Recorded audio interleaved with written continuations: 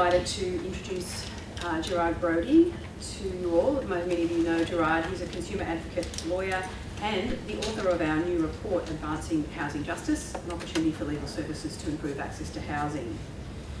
Gerard's worked in this space for over 20 years, and until last year he was the CEO of the Consumer Action Law Centre, which is a leading consumer advocacy organisation based here in Victoria.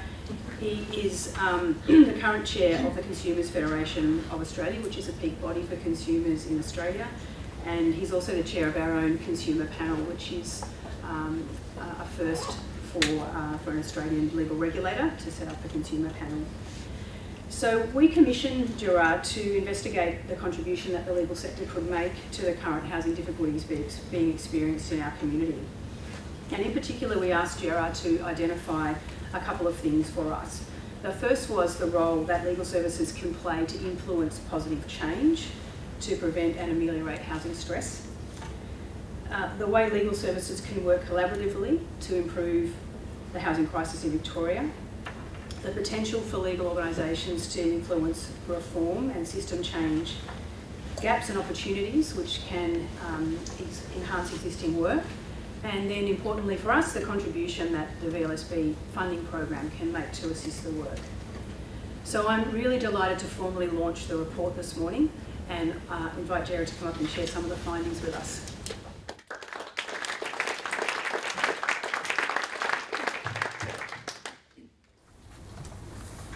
Thank you, Fiona, and thank you for the invitation first to the Legal Services Board and Commission to invite me to undertake this project. I felt very honoured to do so. I'm not a housing expert. I know a little bit around consumer protection, and I guess what one of the things that really tempted me to get involved in this is in recognition that there was so much opportunity, I think, for improvement. I've had experience in utilities, in financial services, in insurance, and my observation is that we've achieved much positive change and improved consumer protection. While we've seen some in housing, I feel like there's a lot more to go to lead the same levels of consumer protection. So that really motivated me to be involved. So as Fiona mentioned, this work really arose mid-last year when the VLSBC wanted to further investigate what it could do in response to the housing crisis. Everyone in this room would agree, and as Fiona mentioned this morning, that housing is the basis of stability and security for an individual or family. Home is sanctuary. It should be a place to live in peace, security and dignity. Despite that, it is treated largely as something that's delivered through the marketplace, as a commodity, and so there really is a framing issue about how we can shift the thinking and the approach to housing. As stated in the Victorian Parliament's Legal and Social Issues Committee report of November 2023, just 6 months ago, which investigated rental and housing affordability, housing is not meeting community needs. It is in crisis. The Deputy Chair of the committee said, "I don't know if there is a more important public policy issue facing this state." And the data confirms that. The report draws on the rent increase report published by the Department of Families, Fairness and Housing. For metropolitan Melbourne, there was a 15% increase in rents in each of 2022 and 2023. So 30% over 2 years. And an almost 10% the year before that. Vacancy rates are tiny, less than 1%. There is also, when we look at home ownership, there is also data around hardship when it comes to mortgages. The Australian Securities and Investment Commission recently reported a 54% increase in mortgage hardship notices lodged with banks over the last 3 months of 2023 compared with the same period of 2022. And figures from some of the property analytics firms like CoreLogic show that a record of 16% of sales early this year were properties that had changed hands in the last 3 years. And that's really an indicator of mortgage stress. People aren't able to hold on to their property. So what was I asked to do as part of this report? First, I undertook a literature review examining more than 50 reports, papers and submissions that were authored by government bodies, parliamentary committees, not-for-profit think tanks, community legal centres, and other advocacy and housing organisations. I also had a really fun time conducting more than 20 interviews with leaders from the justice and housing sectors, and I'm really indebted to those leaders with their ideas, suggestions and connections that helped me bring this all together. There is no doubt that the findings and suggestions in this report are really based on the collective wisdom of many across the sector. I'm just bringing it together rather than my ideas. The report then outlines the current landscape with housing justice, both an overview of housing inequities, but also an outline of existing services. The key section of the report outlines opportunities for strategic areas of intervention, as Fiona foreshadowed, across issues like collaborative advocacy, systemic service interventions, and also innovative ideas, lots of innovation out there to really address those tough problems. And these opportunities, I think, as a whole, would if progressed, would work to foster community well-being, promote social equity through improving access to safe, affordable housing. So it will be no surprise that tenant rights were a key focus. With tenancy rights, it won't be news to this audience, but the primary issue really stems from the power imbalance between a tenant on one hand and the landlord and or their agent on the other.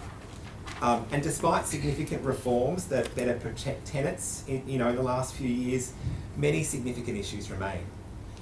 One issue is that many of the renter protections rely on the tenant to do the work to enforce them. However, renters fear retaliation.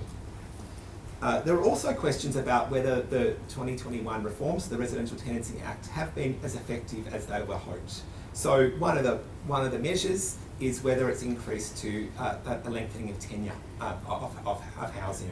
And since 2021, we have not seen a substantial increase to the average tenure of leases in Victoria. One positive development more recently is a new renting task force being announced by the Consumer Affairs Victoria. This is an important development to enhance compliance incentives. But again, not all rights are enforceable by CAB, but rather the renter. The other substantial issue, as I mentioned at the outset, is rent increases. As I've mentioned, these have been substantial, affecting anyone looking to establish or renegotiate a new lease. On the issue of housing quality and standards, since I've submitted this report, we actually have seen further proposals for minimum standards, which is really positive, and I congratulate all the advocates out there that have worked hard for that outcome. The state government is currently consulting about that uplift to rental minimum standards, and I think that's really positive. There is, however, I think, a lack of consumer protection in relation to building homes in the first place. And we've seen increasing problems across builder compliance with standards, particularly with apartment buildings. There is also a lack of data about whether particular properties meet quality standards. A related issue that came up in this research is the role of rental providers and property agents. So I think it's important to think about tenancy rights separately to the obligations and expectations of housing providers, particularly rental providers and their agents. Personally, I think it's absurd that rental providers do not need to be licensed to deliver an essential service. I'll come back to that point later on. Moreover, the research shows that provision of housing is not really treated as a profession. There are poor standards, and many agents and providers, people told me, that do not have a good knowledge of their existing obligations. There is also limited information about whether these providers are meeting community needs, particularly when we compare them with other regulated sectors. There is no public complaints data. Details about timeliness of responses from agents is not publicly available. There's limited performance data. It's like we put our trust in the providers to do the right thing with limited accountability mechanisms. There are no specific obligations on the housing providers like there are with other essential service providers like energy, water companies, telcos and banks to consider and respond to financial hardship.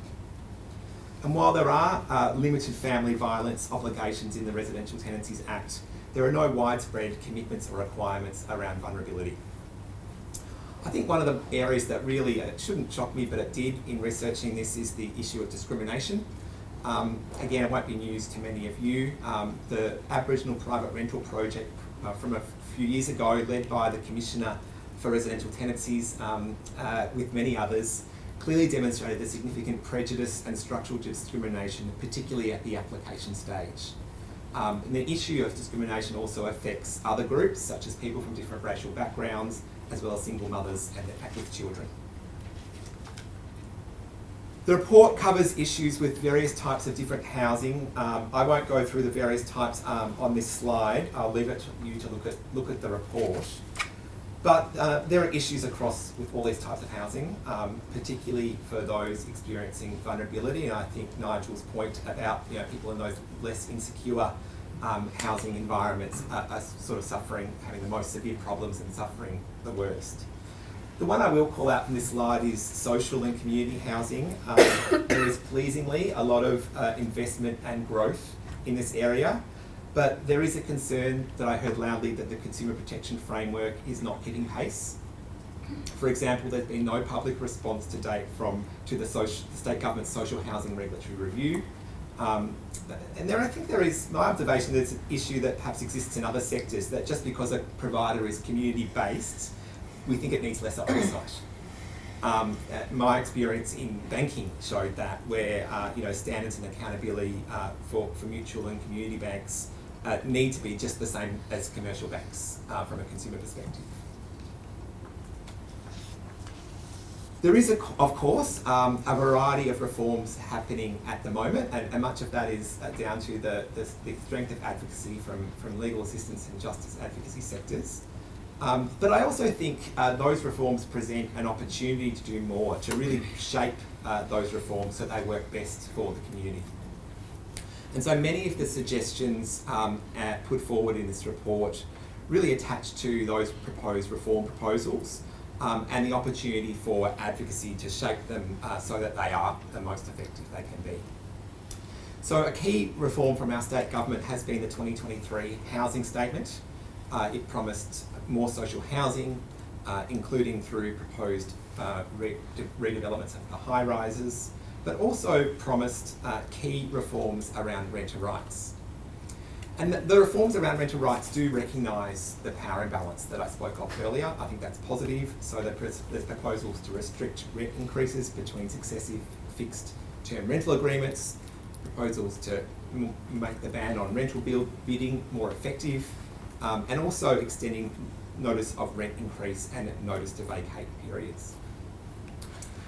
There is also significant opportunity at the system level. There's going to be new obligations for agents and property managers, a new portable bond scheme, and establishing a new dispute service to be called Residential Dispute Resolution Victoria. And I think, if done well, that promises to transform access to justice. And I think there's a real opportunity to ensure that dispute scheme is better than other forms of government dispute, alternative dispute resolution. I think it needs to incorporate user experience into its governance. It needs to be proactive and promote early resolution. It needs to investigate and resolve not only individual disputes but systemic issues.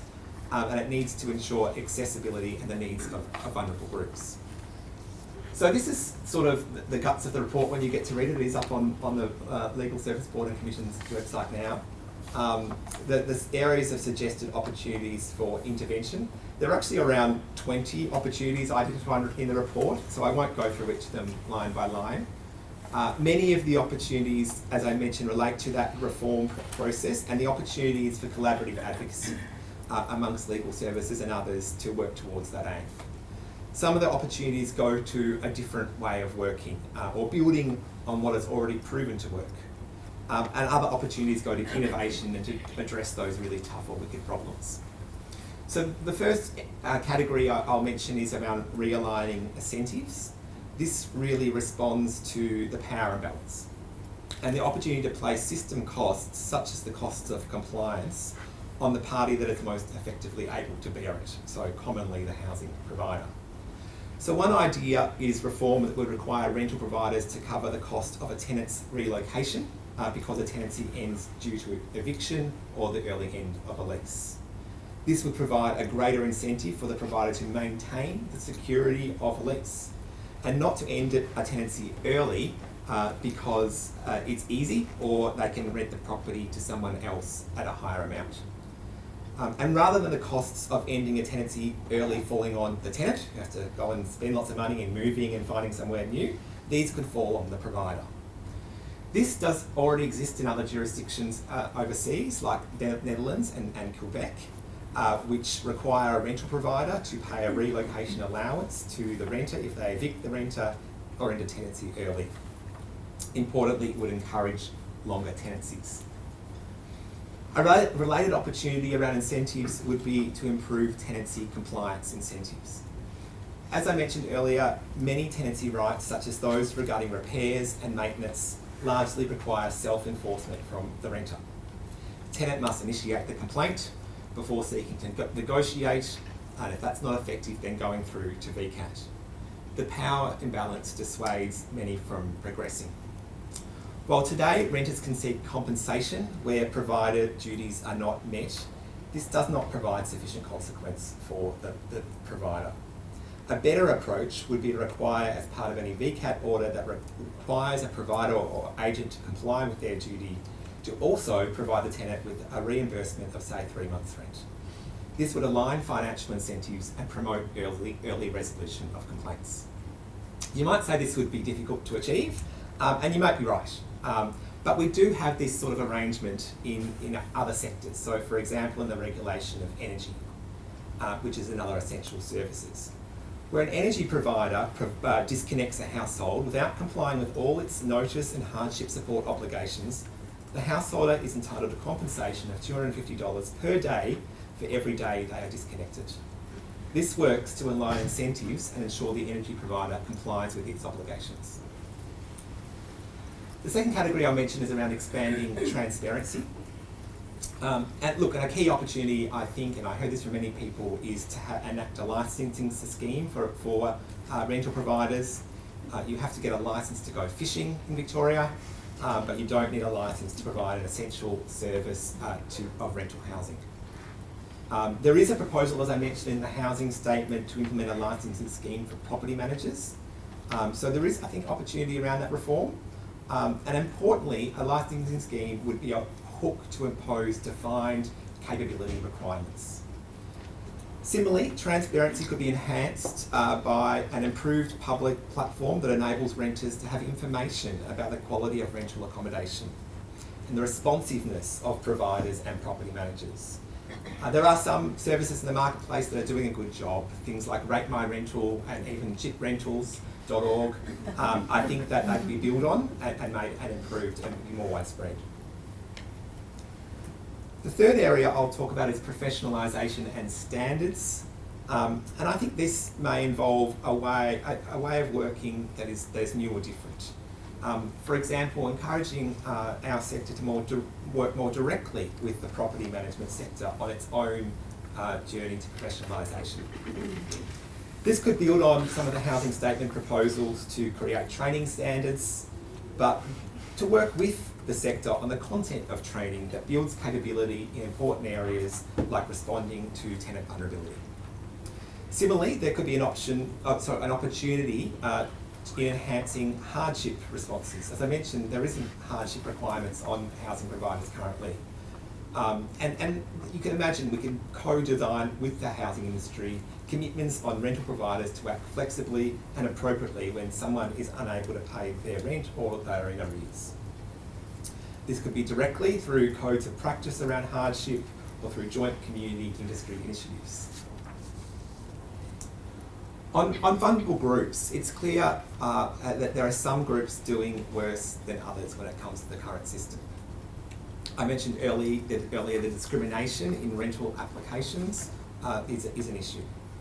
And while with the government's commitment to, part of the housing statement commitment is to regulate the tenancy application process, I think there's opportunity within that reform to take this further by removing the opportunity for discrimination. So it's worth reimagining what a fair application process might look like. While information about eligibility for the rental would be provided, a fair and ethical application process might remove identifying characteristics from the application, like we talk about in blind recruitment processes. This would require assessments to be made on objectively, removing the ability to take into account certain characteristics like race. For social housing, this could be done through the existing Victorian Housing Register and overcome concerns about some providers cherry-picking what they consider to be more desirable tenants. There was also a significant opportunity to improve justice in disability housing. While some forms of disability accommodation are reasonably well regulated, there are reports of alternative and hidden housing models that are exploiting the most vulnerable. The Disability Royal Commission called this unregulated pop-up housing, with providers appropriating NDIS funds and perhaps taking advantage of lax oversight in that sector. I know some in our sector are already working on these issues, so the opportunity may be to enhance that work and consider innovative support like peer support combined with legal support. There are also gaps in protection for some groups like those in share houses. Share housing and co-renting is actually becoming more common not just amongst young people as well. So I think there's an opportunity to design a fairer co-renting regulation framework. On enhancing support services, I haven't mentioned the report does include quite a bit of mapping of existing services across the provision of information, tools, advice, negotiation, representation, wraparound and holistic services, worker assistance, as well as collective advocacy, and all the different types under the various headings. There's such great work going on in the sector, but there are also several opportunities identified for enhancement. I think these include areas like digital tools and artificial intelligence, perhaps expanding existing services in those areas. Another option involves uplifting and professionalising non-legal tenant advocacy. I feel that it's an opportunity to build on the financial counselling model, which I'm very familiar with peak bodies that could also enhance support and coordination. I think there's also opportunities to explore models of lived experience advocacy, empowering individuals and communities affected by injustices to use personal narratives. This of course happens in various settings already, but there may be opportunity to enhance the scope and effectiveness. In a similar vein, there's opportunity to support collaborative partnerships to deliver holistic services, and again that would align with the Legal Services Board and Commission's grant strategy. One option that's been suggested through this report is helping vulnerable groups on a group basis through bulk support. This has been used in some community housing settings, but there also might be an opportunity to cut bulk advocacy with one property agent firm, for example. And finally, the report identifies opportunities for innovative projects that advance difficult issues. For example, there has been some recent media about law reform required to support victim survivors of family violence, overcoming barriers to accessing personal property when they leave a home, or there may be ways to keep women in their home after a relationship breakdown through innovative use of property settlements and home purchase support programs. Other innovative ideas proposed include reimagining what a fair mortgage looks like, or overcoming barriers to more culturally appropriate housing for First Nations peoples and communities. The opportunities put forward in this report are proposals. They are largely ideas that have, as I mentioned, have come from others, but I'm really hoping that putting them all in this one place will help people identify what they think are the biggest opportunities to pursue for systemic change that ultimately benefits people experiencing housing stress in Victoria. So the report itself makes 3 recommendations.